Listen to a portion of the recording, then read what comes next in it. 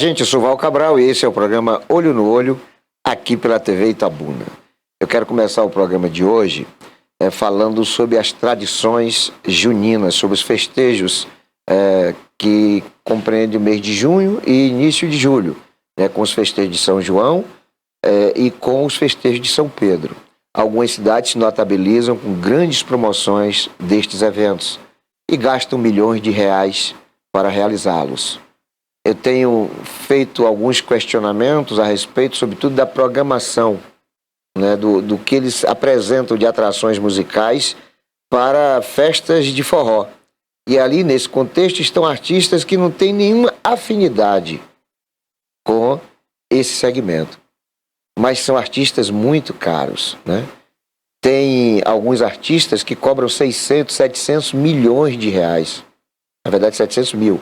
600, 700 mil reais para um espetáculo de 1 hora e meia, fazendo assim uma sangria enorme nas contas da prefeitura e, é óbvio, atraindo um público que é muito grande, mas não é tão significativo a ponto de justificar recursos tão volumosos para a apresentação de um artista numa festa que não diz respeito, que não tem absolutamente nenhuma característica com o seu perfil, com o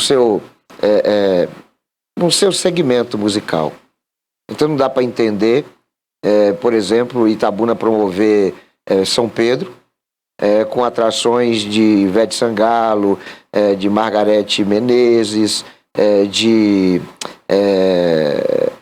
enfim, alguns outros artistas que são característicos do axé, do sertanejo, do carnaval, mas que não tem absolutamente nenhuma ligação com festejos juninos.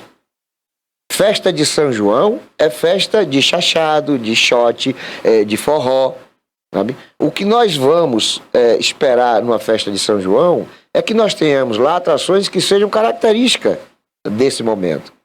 Eu me recordo que eu frequentava bastante o Forró do Pitu, que acontecia todo ano em Ubaitaba. E há uns 10 anos atrás, creio que uns 8, 10 anos atrás, eu fui ao último. Não porque ele deixou de existir, mas é porque eu deixei de comparecer. Porque passei 4 dias em Ubaitaba, participando do evento, e convidado pelo meu amigo Jacques Cristiano, radialista, e fiquei muito decepcionado, porque eu vi tudo de ritmos musicais, menos de forró. No último dia é que a prefeitura colocou uma banda pequenininha de forró, mas a coisa estava tão estressante que eu acabei decidindo nunca mais retornar ao Ubaitaba para a festa de São João. Porque o que a gente espera quando se desloca para um outro lugar, para uma outra cidade, em busca de festas de São João, é encontrar músicas, ritmos que sejam de forró. Nunca de música sertaneja, músicas românticas, música de carnaval, enfim, que é isso que infelizmente a gente tem visto em várias promoções de festa de São João.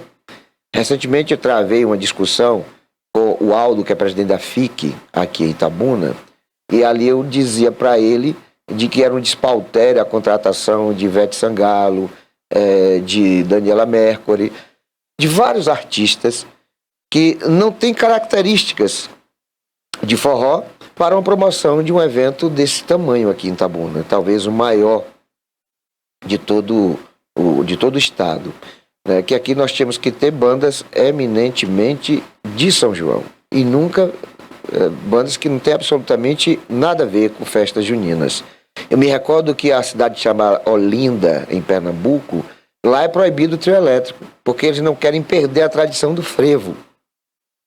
Então nós não podemos aceitar que haja uma descaracterização das festas juninas na Bahia, sobretudo em cidades como Itabuna, como Eunápolis. Eunápolis promove o Pedrão, e Itabuna o Itapedrão. Mas é preciso que os prefeitos dessas duas cidades entendam que não cabem ou que não devem caber nas realizações desses eventos artistas que não sejam típicos, característicos dos festejos de São João, de São Pedro. E é muito dinheiro, tem artista aí de 500 mil, 600 mil reais e que não tem, no meu entendimento, esse atrativo todo para uma festa de São João. Porque eles não estão naquela conotação. As pessoas quando vão para, por exemplo, Eunápolis, ou quando vem a Itabuna participar de uma festa de São João, eles querem viver esse momento. Eles vêm com essa pretensão de viver dias, noites, bem característico daquilo que a gente compreende como festa de São João. E isso tem perdido, a característica desses eventos tem perdido muitos dos seus valores, das suas tradições, no decorrer do tempo. Eu me recordo que houve uma época aqui em Itabuna que o São João era realizado exclusivamente nos bairros. Era o São João de bairro. Nós tínhamos aqui uma disputa muito acirrada entre a Rua São José, no São Caetano, com várias ruas da Mangabinha, do bairro de Fátima, do Conceição, enfim, várias da Califórnia, Monte Alto também fazia um São João bem característico. Nós tínhamos aqui tradições juninas que eram bastante consolidadas. Então havia uma disputa na cidade. Mas depois que houve depois do advento aí do São João, chamado São João do Centro, né, onde a prefeitura arma ali um palco gigantesco e coloca um aparato enorme para ali serem apresentados espetáculos, shows de grandes artistas, aí o São João de bairro perdeu força. Ninguém mais ouve falar dos grandes festejos de forró no bairro da Mangabinha, do São Caetano, no bairro de Fátima, da Califórnia, Santa Inês, enfim, os bairros promoviam e as pessoas participavam. Então Itabuna, quando promove uma festa de São João, trazendo cantores que não tem absolutamente nenhuma característica com os festejos de forró, está desperdiçando dinheiro público, está fazendo mau uso do dinheiro público. Não dá para entender como é que a FIC, né, promove uma festa de São João trazendo cantores do ritmo do sertanejo, do axé music, do carnaval romântico, MPB. Não, isso não tem nada a ver. Se a FIC quiser fazer uma promoção de um evento com Ivete Sangalo, com Daniela Mercury, com Margareth Menezes, com essas grandes atrações do carnaval, o que é que ela faz? Faz um festival de música. Nós não temos lá em Salvador o Festival de Verão, em Vitória da Conquista o Festival de Inverno. Façamos aqui em Itabuna, por exemplo, o Festival de Primavera. E aí, neste evento, aí sim se contrata artistas do axé music, do sertanejo, mas em festa de São João, a música tem que ser de forró. Fora isso aí, é um despautério. Fora isso aí, é um descaso com as tradições juninas do nosso estado e da nossa região. É um desperdício de dinheiro público com artistas que são caríssimos e que acabam levando o recurso de Itabuna sem a devida contrapartida. Porque você bota, por exemplo, tem um cantor que chama o Imperador, alguma coisa assim, que é muito caro, custa R$700 mil no mínimo, e que normalmente as cidades contratam. Como é o nome do sujeito, rapaz? Bom, o Imperador. Ele custa R$700 mil no mínimo, um contrato dele. E no ano passado, a cidade de Gongogi o contratou para a festa de São João e a justiça impediu, porque achou ali uma coisa descabida, uma coisa que não tinha sentido. Uma cidade pequenininha, cidade menor do que o bairro de São Caetano, contratar um cantor que não tem absolutamente nenhuma ligação com as tradições juninas para uma festa de São João. E aí interveio a justiça e acabou não havendo o show desse cantor lá em Gongogi. Então aqui em Itabuna não tem que ser diferente. A justiça tem que ser acionada para que nós não tenhamos aqui desperdício de dinheiro público. Porque a festa, ela tem que acontecer. Ninguém é contra a festa, muito pelo contrário. Eu acho que a prefeitura tem dever de promover a festa, até porque ela fomenta, né, o aquecimento no comércio, nos serviços.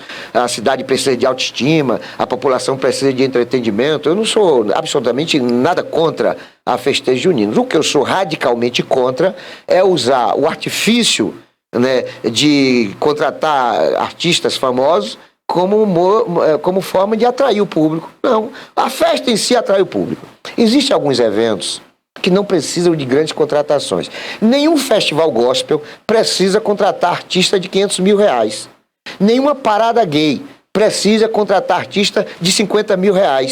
Como também nenhuma festa de São João precisa contratar artista com mais de R$70, R$80 mil.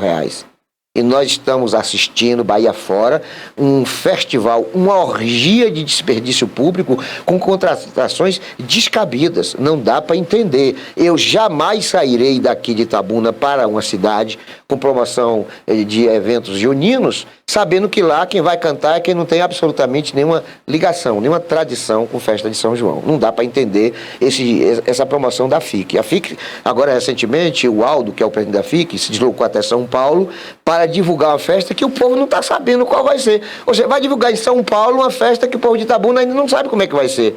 Não sabe quais são as atrações, não sabe absolutamente nada. Nada, absolutamente nada. Então também um outro desperdício de recurso, o deslocamento de um alto servidor público para uma capital, a capital paulista, sem pé e sem cabeça, não dá para entender. Primeiro se formata o evento, primeiro se faz um espelho do que seria a produção ou do que será a produção, para depois daí sim viajar para São Paulo, para o Rio de Janeiro, sobretudo Brasília, Goiás, que são locais onde normalmente as pessoas têm origem em suas participações em eventos aqui no litoral e nas cidades subaianas, nas cidades como Eunápolis, como Itabuna. Então é importante que nós tenhamos mais sensatez, mais equilíbrio racional na aplicação de dinheiro público. Não dá para entender a FIC desperdiçando dinheiro com festa de São João, contratando cantores que não têm, repito, absolutamente nenhuma ligação com as tradições juninas. É uma crítica que eu faço, que eu espero que seja absorvida como construtiva, no sentido que nós tenhamos condições melhores de satisfação à população, de fazer com que a população esteja satisfeita com o que vai acontecer e também com a aplicação de dinheiro público. Fazer São João com esses artistas muito caros, vindo de fora, e sem nenhuma ligação com a festa de São João, eu acho que deveria merecer a intervenção da Justiça. Acho que já que o prefeito quer teimar em realizar, que a Justiça intervenha no sentido do dinheiro público ser bem administrado e que as tradições juninas efetivamente sejam respeitadas e realizadas dentro do seu conceito, dentro daquilo que preceitua uma festa típica de São João. Nós não temos mais, por exemplo, pau de sebo, que é uma vertente de festa junina. Nós não temos mais, muito raramente, concurso de quadrilhas.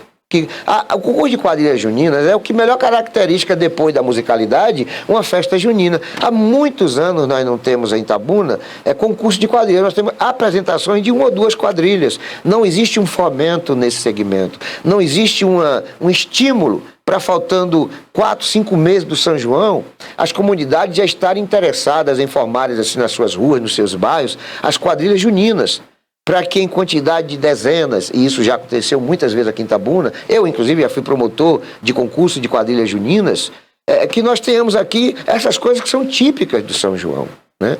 Corrida de colher, corrida de jegue, corrida de saco, várias coisas que caracterizam essa coisa bem nordestina, bem típica das nossas ruas, dos nossos bairros, e que se perderam porque os prefeitos resolveram promover grandes eventos, megas eventos, e que não tem absolutamente nada a ver com aquilo que nós esperamos que aconteça em festa de São João.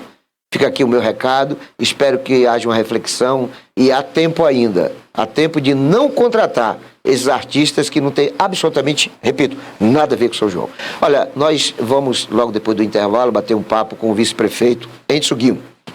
Ele vai nos falar sobre quais são as suas decisões a respeito do que tem acontecido, quais são as suas previsões para o que virá a acontecer a nível de eleições. Ele será candidato efetivamente a prefeito? Ele vai ser novamente candidato a vice-prefeito? Ele será candidato a vereador? Qual o rumo que vai ser traçado por Guimo? Como é que ele está vendo a cidade, o estado, como é que ele está atuando, né, no sentido de também ter participação no cotidiano da vida do itabunense. Olha, é coisa muito rápida, é um pelar e um pecar esse nosso intervalo. E aí?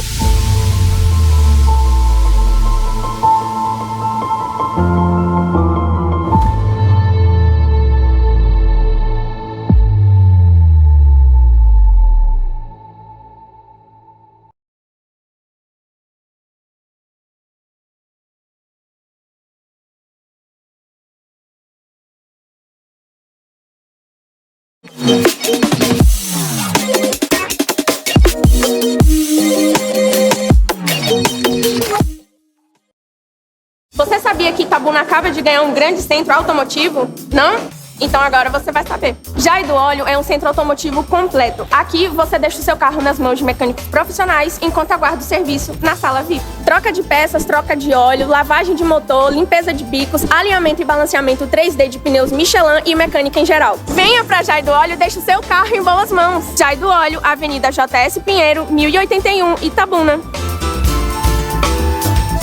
Criada em 2005, a TVI se tornou a primeira emissora de TV por assinatura fora do eixo Rio-São Paulo, transmitida pela operadora TV Cabo para mais de 40 mil espectadores em Itabuna e Ilhéus. Com uma programação 24 horas no ar, a TVI chegou a fazer 6 horas de programação local diária ao vivo, revelando talentos para a televisão baiana.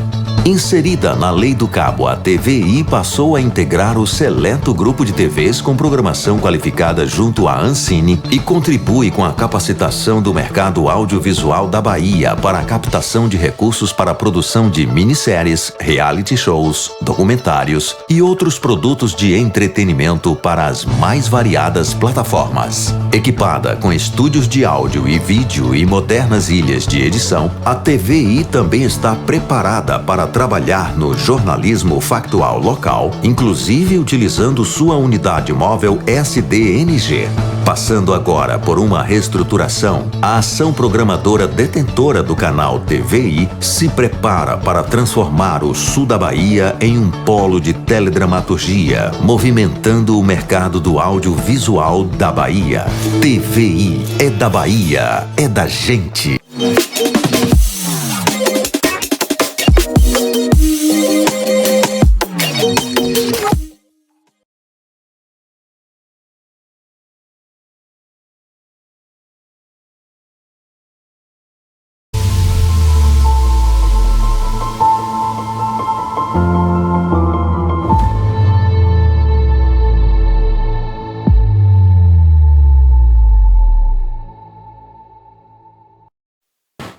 Olá, gente, eu sou Val Cabral e esse é o programa Olho no Olho, aqui pela TV Itabuna.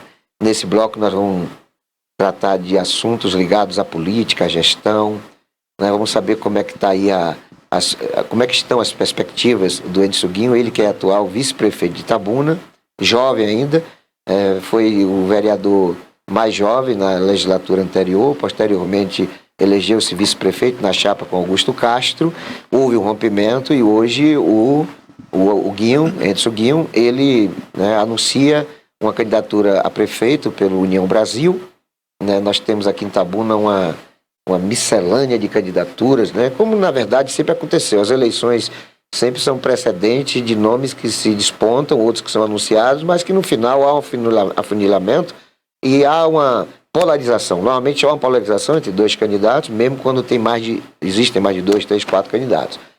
Para a próxima eleição, a previsão é de que essa polarização não se restrinja a 2 candidatos. Nós temos atualmente entre 5 a 6 fortes candidatos, alguns outros com possibilidades remotas, né, de competitividade, mas entre aqueles que estão despontando como promissores na disputa está o atual vice-prefeito Edson Guinho, com quem a gente vai bater um papo agora e a quem a gente saúda com o nosso bom dia. Bom dia, Val, bom dia a todos que estão acompanhando o programa. Quero primeiramente lhe agradecer pelo convite de estar aqui hoje. É sempre satisfação. Eu até falei com você. O Facebook deu uma lembrança aí esses dias, né, da minha entrevista que eu lhe concedi ainda vereador. E fico satisfeito, né, e honrado de estar aqui hoje batendo esse papo com você. Por exemplo, Guinho, você representa o segmento, você na verdade representa alguns segmentos, né? Você é da periferia, você é negro, você é jovem, você tem ligações com o clero, né, com a Igreja Católica, você acaba tendo inserções em diversos segmentos da sociedade, você tem penetração fácil na periferia, você é bem articulado, tem argumento para qualquer bacharel e no final você acaba tendo esse seu tamanho na política e na sociedade. Você hoje, uma pessoa que se fez estabelecer, você não tem tradição de família na política, você não veio de recursos, não veio, enfim, de outros fatores que não fosse a sua própria luta, né? As suas próprias atividades na sociedade. Hoje, como é que o Guinho se situa? Como é que Guinho vê Guinho hoje, eu não digo na política apenas, mas no contexto geral nesse universo que é a cidade de Itabuna? Então, Val, como você mesmo colocou, né, sobre a questão de ter sido vereador mais jovem, eu ainda vou completar 30 anos aqui e eu entrei na política sem ter essa vivência anterior, tanto partidária como com outros grupos políticos, e a gente sempre buscava ali entender como funcionava o sistema político, né, tanto no poder legislativo como no poder executivo. E quando eu até citei em uma entrevista essa semana, quando você é muito novo, né, e tem o seu primeiro mandato dentro da política, você vai ser pego com algumas situações que a falta da experiência ou maturidade naquele momento lhe coloca em situações que você precisa repensar depois. Né? E como vereador aconteceu muito isso, né, com 23 anos. E esse mandato de vereador, 4 anos, sendo oposição ao político com a maior história política, uns avaliam positivo, outros como negativo, né, e sendo oposição a esse político, o único que conseguiu ser prefeito por 5 vezes, me trouxe uma experiência muito grande em até mesmo buscar estudar, conhecer o regimento interno da Câmara, conhecer a lei orgânica do município, conhecer as coisas. E na vice-prefeitura me trouxe essa experiência de conhecer o outro poder, né, aquele que eu estava como pedra muitas vezes, estando criticando e cobrando, e você passa para o executivo, que é que tem que executar as ações. Então hoje eu me vejo nesse perfil, né, nesse mundo, ainda jovem, com 29 anos, mas que tem uma grande responsabilidade de ser um incentivador para a juventude, que muitas vezes se distancia da política por desacreditar nas representações, seja a nível nacional, estadual ou municipal, como também ser uma voz ou uma oportunidade, uma esperança, né, de ter novos rumos para a política, começando da nossa realidade municipal e abrangindo para a realidade do Brasil como todo, que a gente tem visto aí muitos jovens se destacando na política nacional. Então, eu me vejo dessa forma, como um grande incentivador, como alguém que tem uma grande responsabilidade, né, de, como você disse, eu não venho de família tradicional política, não consegui chegar ao meu primeiro mandato através do dinheiro, né, compra de voto, como é algo tradicional que acontece em muitas candidaturas, mas dialogando e conversando com as pessoas e mostrando as minhas ideias. Então, trazer essa política para um sistema político brasileiro que a gente vê tão, né, sujo e tão perverso é uma missão muito grande e difícil, né? A gente sofre muitas vezes. Então, hoje eu me vejo, às vezes bate até aquele certo desespero, né, de saber, meu Deus do céu, é isso mesmo? Né? Será que é isso que eu quero? Mas quando a gente percebe que lutar pela verdade, lutar por uma sociedade cada vez melhor, requer alguns desafios, e a gente precisa ter coragem e garra para enfrentar. Então, não me falta disposição para estar sempre lutando por coisas que sejam positivas para a nossa sociedade, para Itabuna. Então, a gente vai enfrentando aí até quando for da vontade do povo me manter na vida pública. O fato de você ter sido vereador aos 23 anos, né, o mais jovem, o fato de você estar constantemente em atividades políticas e sociais na cidade, aumenta a sua responsabilidade como exemplo de juventude numa cidade onde a violência, infelizmente, arrebata vidas humanas, onde pessoas são cooptadas a integrar em facções criminosas, onde a juventude não tem tido muitas inserções no mercado de trabalho, onde faltam estímulo de qualificação profissional, enfim, onde os problemas envolvendo a juventude se acumulam e nós temos poucos bons exemplos motivacionais.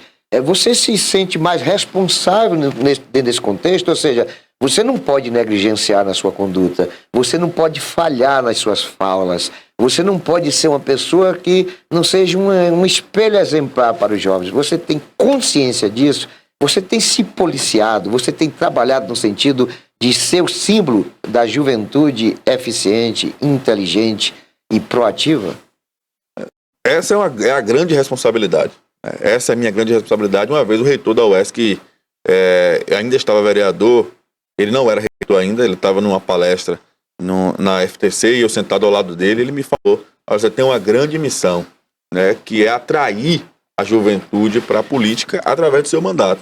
E eu sempre busquei isso, de ter essa independência política, de falar, né, apoiar o que era bom e criticar ou denunciar o que era ruim, né, para demonstrar para a juventude de que existe sim uma política séria, que é possível se fazer uma política séria.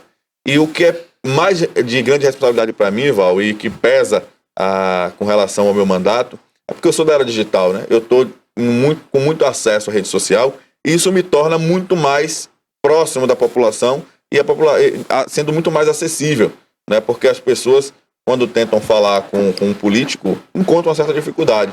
Mas aí me mandam mensagem no Instagram, me mandam mensagem no WhatsApp e consegue falar comigo com muito mais facilidade, né? Pelo fato de eu estar presente na questão digital, né? Pelo fato de ser fazer parte dessa geração. Então, e por ser jovem, de frequentar os lugares que a juventude frequenta, né? De estar em qualquer lugar, na academia, de estar num shopping, de estar, né, no bairro, no dia a dia, isso faz com que as pessoas estejam próximas, talvez como nunca aconteceu na história de Itabuna, não é, de ter esse acesso direto, assim, diariamente. Ontem mesmo, uma senhora foi lá na minha casa, bateu na porta, e aí a gente abriu, não conhecia, né? Ela só foi para prestar solidariedade ao que aconteceu, né, um fato político ontem na cidade.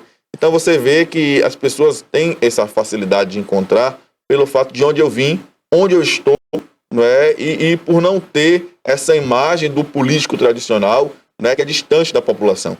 E essa é a minha luta, de jamais me desviar daquilo que eu acredito e do que eu penso. Então é uma grande responsabilidade, né? Depois da minha candidatura, outros jovens começaram a se dispor, de colocar à disposição para ser candidato. Você vê que na eleição de 2020 aumentou significativamente o número de jovens candidatos a vereador aqui no município de Itabuna. E uma outra grande responsabilidade é pelo fato de que em 113 anos de Itabuna, eu fui o único, de forma direta, pelo voto direto, ser eleito vereador na idade que eu fui eleito. Então é uma grande responsabilidade para que as pessoas continuem acreditando de que o jovem tem capacidade, sim, né, de exercer suas funções, tanto na Câmara de Vereadores como no Poder Executivo, né, porque a idade não é o que vai dizer se ele está preparado ou não, mas sim a demonstração, né, das suas ações. E eu devo isso muito também, como você citou, a questão da Igreja Católica, que ainda é outra responsabilidade que eu trago, porque quando a gente faz qualquer coisa, associa logo, né? É da igreja, né? Isso acontece. Porque eu ainda exerço funções dentro da Igreja Católica, né? Então, eu tenho essa responsabilidade pelaquilo que eu vou falar, pelaquilo que eu vou me envolver, ou estar inserido em determinada situação política, porque também vai remeter à minha questão religiosa, a qual eu tenho que ser essa imagem, né, de seriedade, né, de compromisso com a população, né, mesmo estando dentro da política. Então, são diversas responsabilidades que nós temos, mas tenho lutado em não decepcionar aqueles que acreditam em meu nome. Olha, eu confesso a você que quando você foi eleito vereador, ninguém esperava.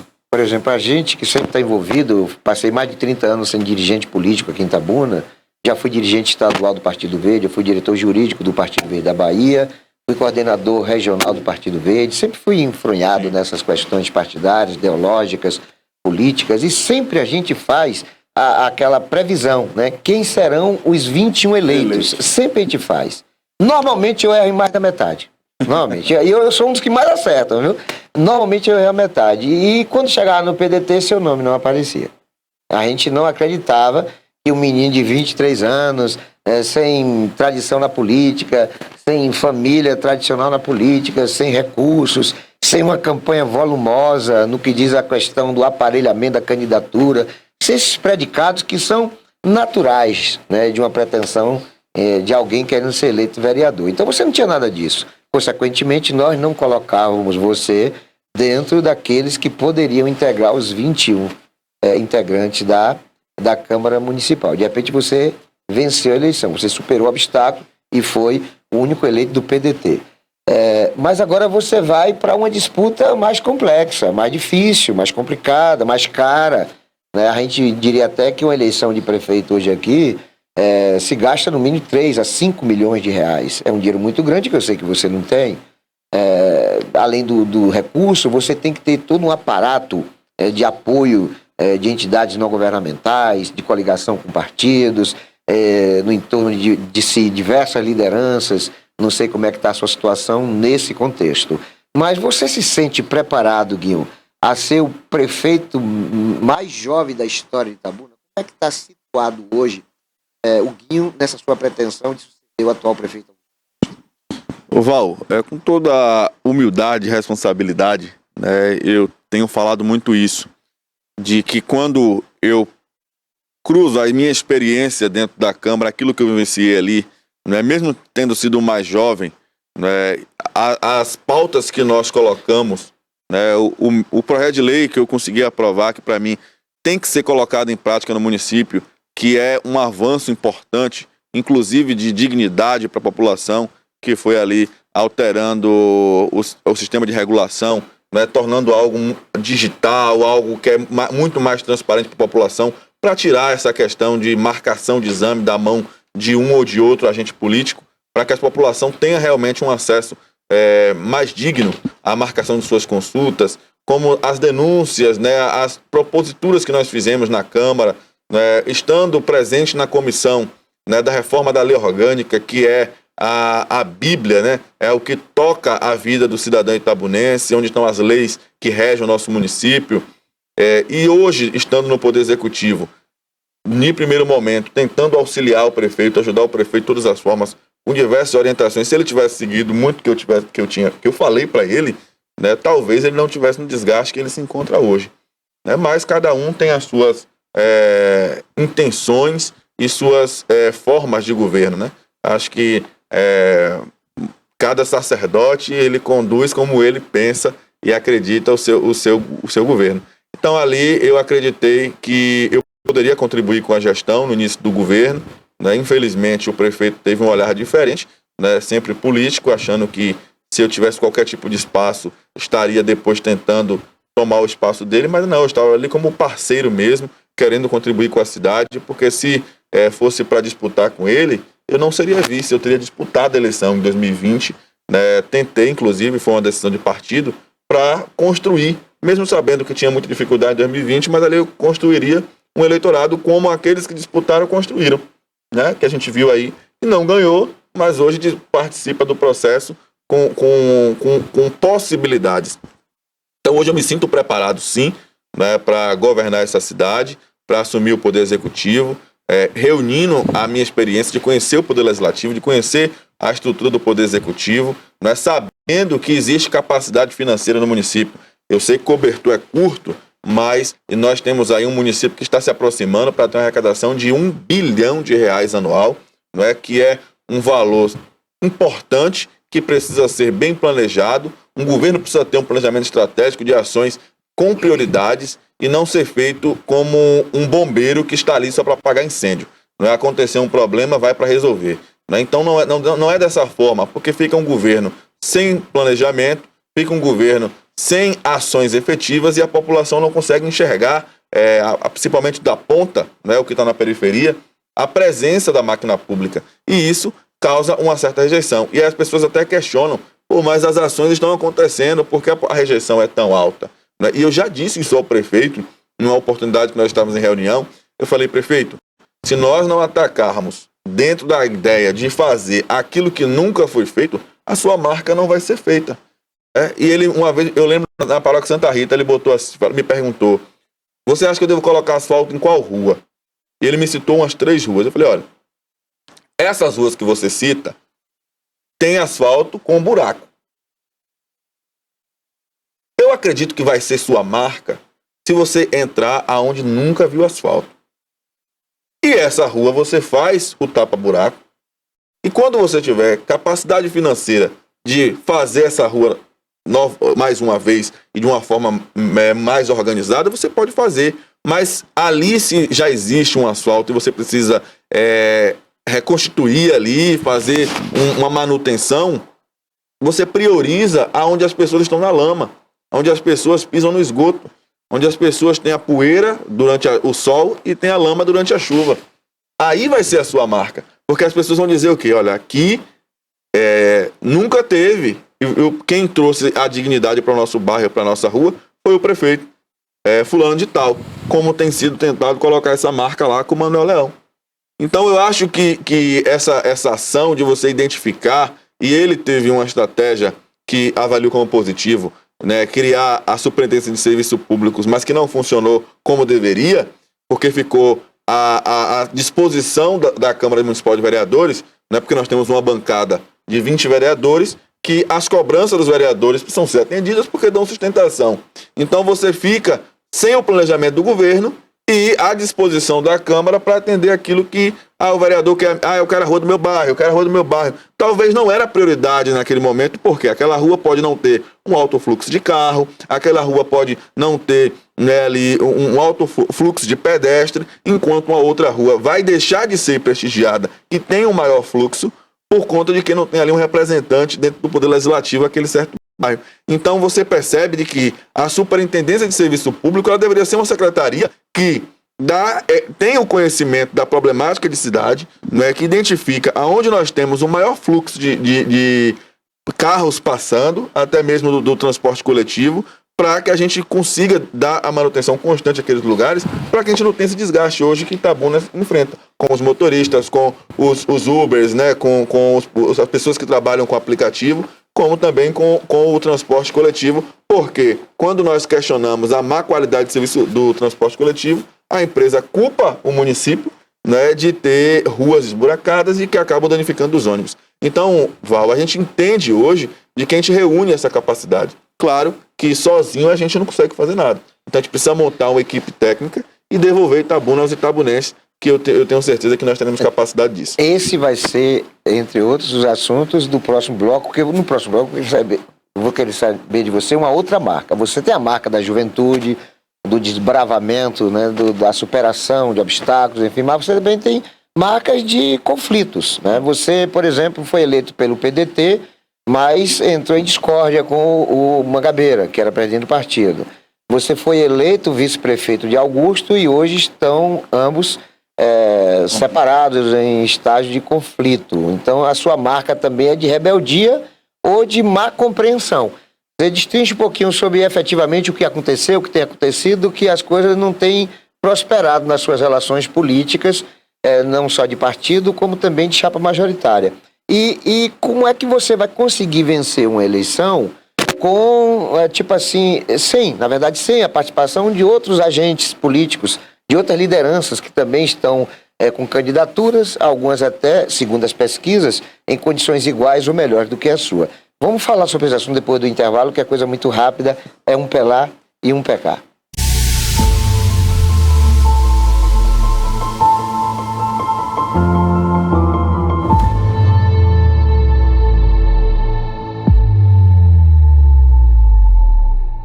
Criada em 2005, a TVI se tornou a primeira emissora de TV por assinatura fora do eixo Rio-São Paulo, transmitida pela operadora TV Cabo para mais de 40 mil espectadores em Itabuna e Ilhéus. Com uma programação 24 horas no ar, a TVI chegou a fazer 6 horas de programação local diária ao vivo, revelando talentos para a televisão baiana. Inserida na Lei do Cabo, a TVI passou a integrar o seleto grupo de TVs com programação qualificada junto à Ancine e contribui com a capacitação do mercado audiovisual da Bahia para a captação de recursos para a produção de minisséries, reality shows, documentários e outros produtos de entretenimento para as mais variadas plataformas. Equipada com estúdios de áudio e vídeo e modernas ilhas de edição, a TVI também está preparada para trabalhar no jornalismo factual local, inclusive utilizando sua unidade móvel SDNG. Passando agora por uma reestruturação, a ação programadora detentora do canal TVI se prepara para transformar o sul da Bahia em um polo de teledramaturgia, movimentando o mercado do audiovisual da Bahia. TVI é da Bahia, é da gente.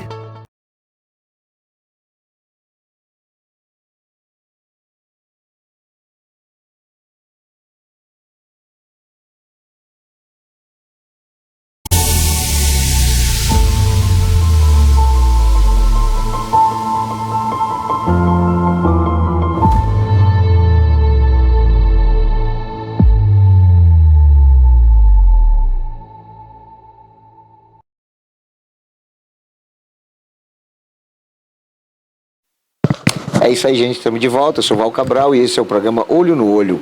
aqui pela TV Itabuna.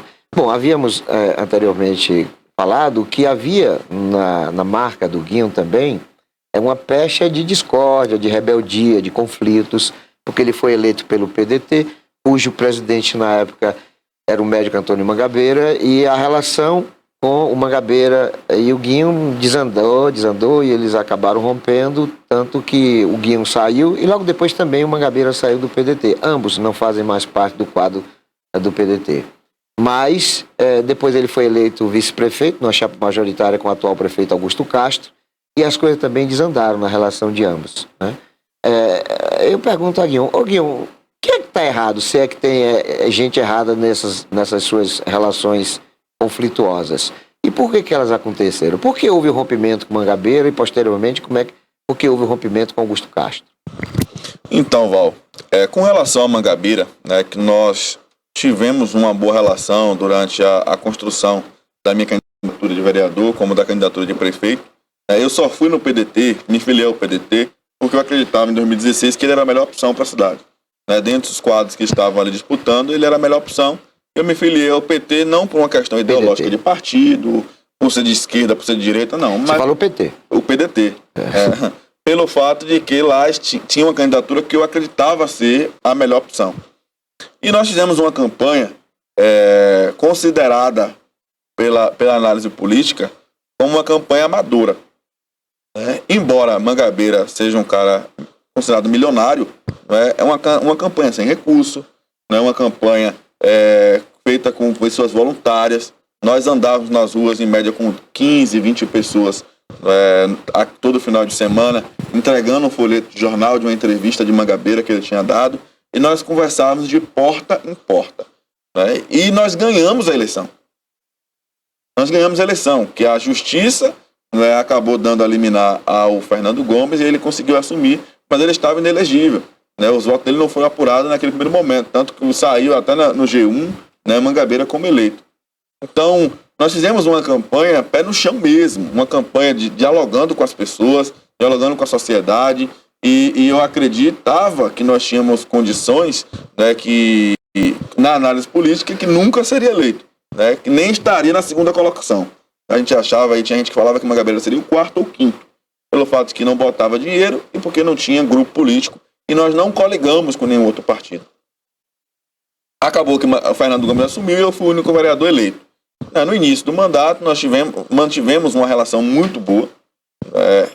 Só houve um desentendimento no período da eleição de 2018, quando eu fui candidato a deputado estadual e Mangabeira federal, que começou a arranhar as relações pelo fato da composição do diretório do partido, que alguns eram contrários à candidatura e muitos questionavam a minha atuação na Câmara. Filiados ao partido existia uma certa pressão. E hoje eu reconheço de que faltou habilidade, e posso falar que maturidade, por minha parte e pela parte de Mangabeira, de conduzir o processo. Os dois chegando na política novos, verdes, Mangabeira candidato a prefeito e eu a vereador, eu ganhei a eleição e a gente, muito novo, 23 anos naquele primeiro momento, as coisas são feitas na emoção da juventude, e faltou realmente, não foi um problema, houve um problema grave entre Mangabeira e Guinho, não. Hoje eu analiso de que faltou mesmo essa questão da experiência e da habilidade de condução por ambas as partes. A relação hoje sua com Mangabeira é amistosa, de amizade ou não há relação Eu não nenhuma? encontro Mangabeira, a última vez que eu o vi foi no jogo do Itabuna, mas ele estava no campo e eu estava na arquibancada.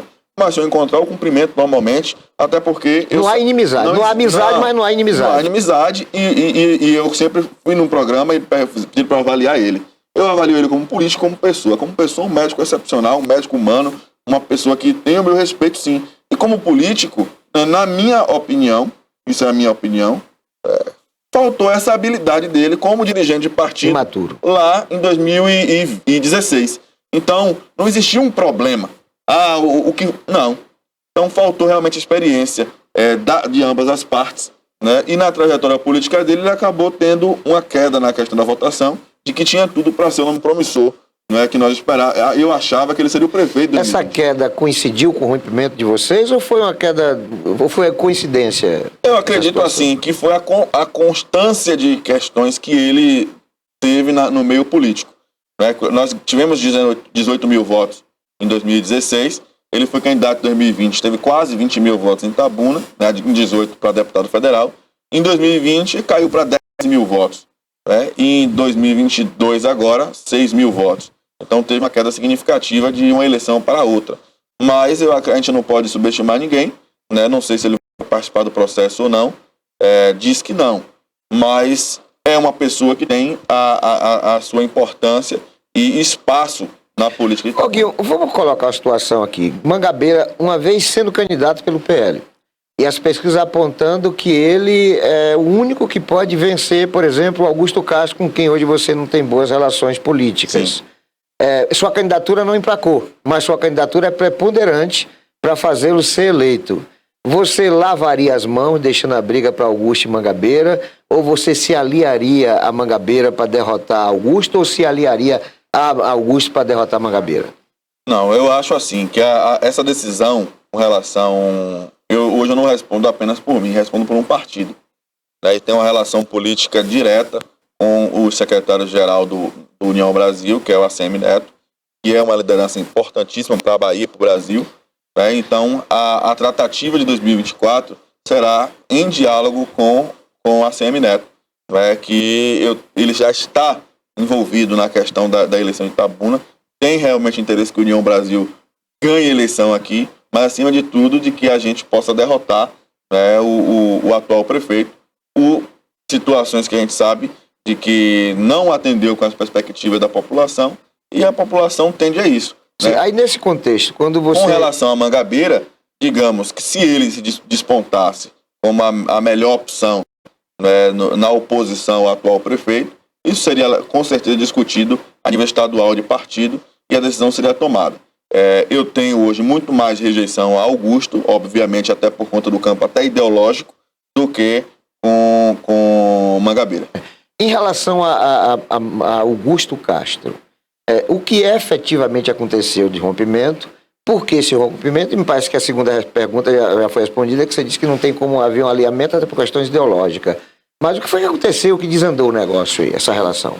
Na verdade, Augusto ele tem um problema, né, de que quando eu fui ser vice, e muitas pessoas chamavam minha atenção, assim, rapaz, cuidado, Augusto não cumpre nada, Augusto é lero-lero, né, aquele termo que sempre usava a respeito dele.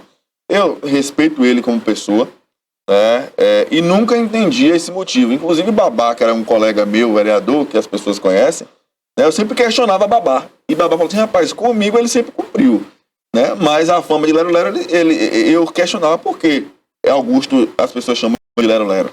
E Babá, ele é testemunha disso, que eu questionei a ele várias vezes. E Babá dizia que com ele, né, enquanto vereador, enquanto agente público, Augusto sempre teve o cumprimento da palavra.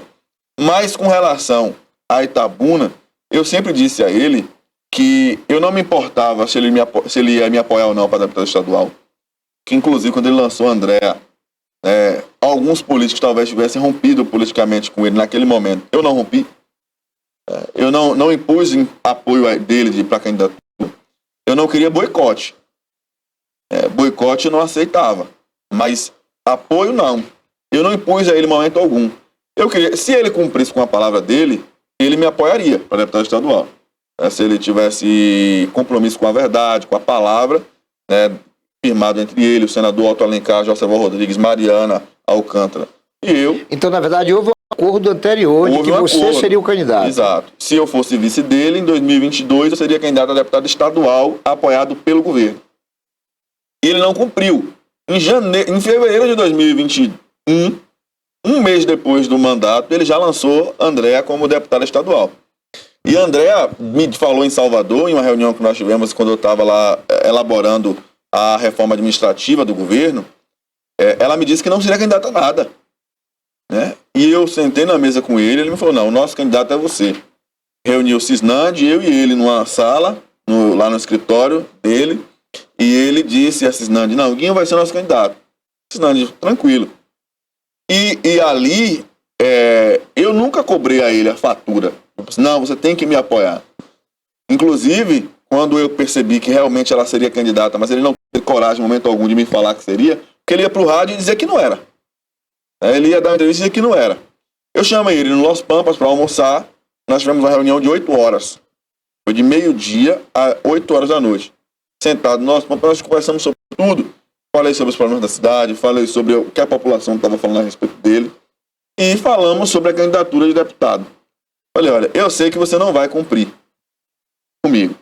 Você vai lançar a Andréa. Ele, rapaz, tem espaço para todo mundo. Como é você aceitaria disputar com a mulher do prefeito? Não existe Complicado, isso. complicado. Não existe. Então eu falei, não, Augusto, não tem espaço para todo mundo. Você vai fazer de tudo para eleger ela. Você é marido da secretária. Você quer lançar ela deputada estadual. Você quer me dizer que você vai dividir a atenção entre sua esposa e a minha candidatura? Isso não vai existir. Mas, para que não haja, porque já existia um burburinho terrível no governo, isso causou um descontentamento, porque muita gente no governo já disse que ia me apoiar. Alguns secretários, diretores, só estou com você para deputado estadual. Quando as pessoas perceberam que ele queria André, as pessoas ficaram com medo. Tinha gente que não ia nem mais na minha sala com medo de ser demitido. Falei assim, rapaz, se o prefeito souber que eu estou com dinheiro, ele vai me demitir. Eu chamei ele e falei, olha, existe um desconforto gigantesco no governo. Pelo fato de que as pessoas acham que eu sou estadual e que você vai lançar sua mulher. E as pessoas estão sem saber o que fazer. Né? Se me apoia o André, o que é que vai fazer? Então, eu vou fazer um gesto para você. Eu vou abrir mão da minha candidatura para deputado estadual, vou ser candidato a deputado federal, né? E faço a dobradinha com o André.